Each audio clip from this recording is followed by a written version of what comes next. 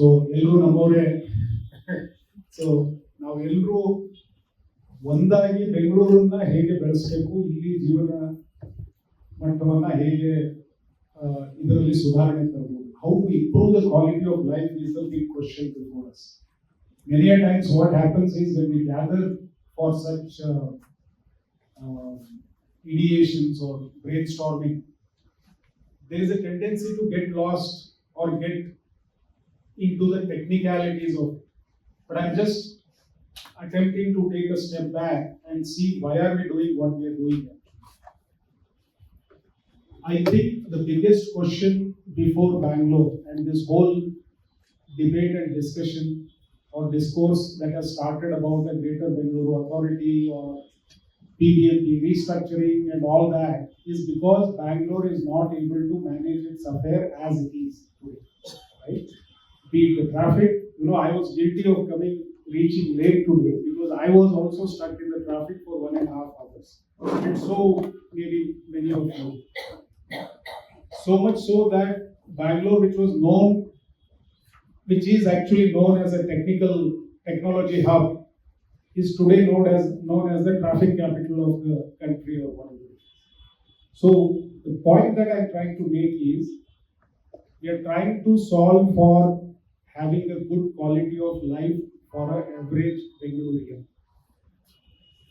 Now the question therefore before us is whether the new structure or the new framework of laws or whatever regulations or whatever is the architecture of the new bill,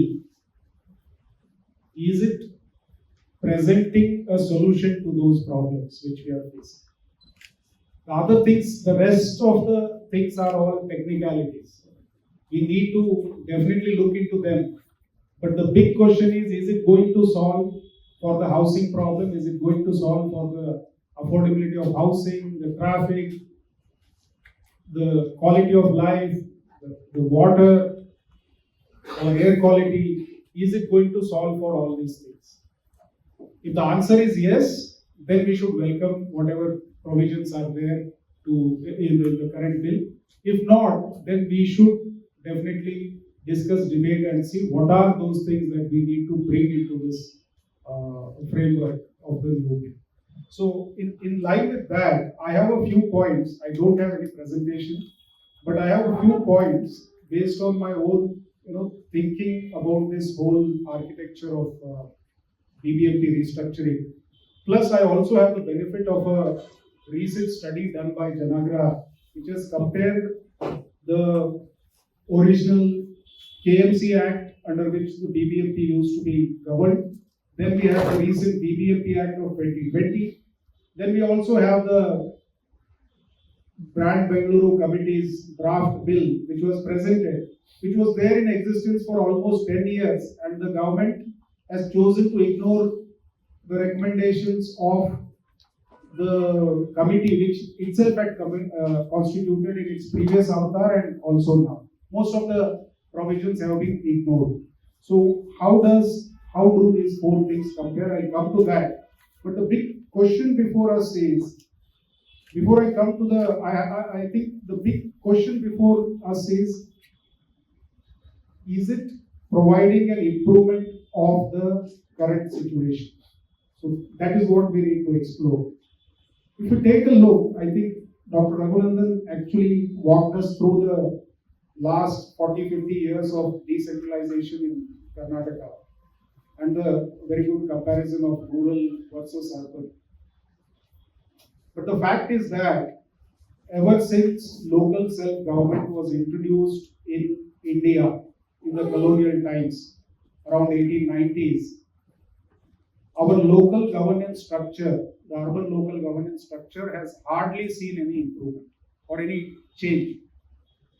Do we see any radical change in the municipal governance from the colonial times till now? Except that there used to be some nominated boards earlier in the colonial system, which were then changed to some democratically elected councillors and all that. Even the language of the KMC Act, like Dr. Raghunandan mentioned, is about smallpox and what the colonial masters left. So for an entire century, that is the 20th century, we have ignored our city governance. That is the fact. So we are carrying a baggage and a backlog of reforms for urban governance for an entire century.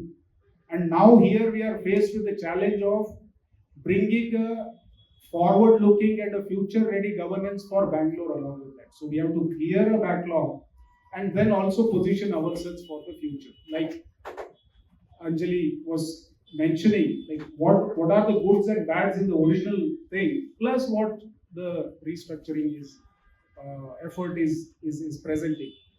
So I think there are deeper questions here. It's not just about Bangalore's governance; it's also about the urban governance of the country, of the state.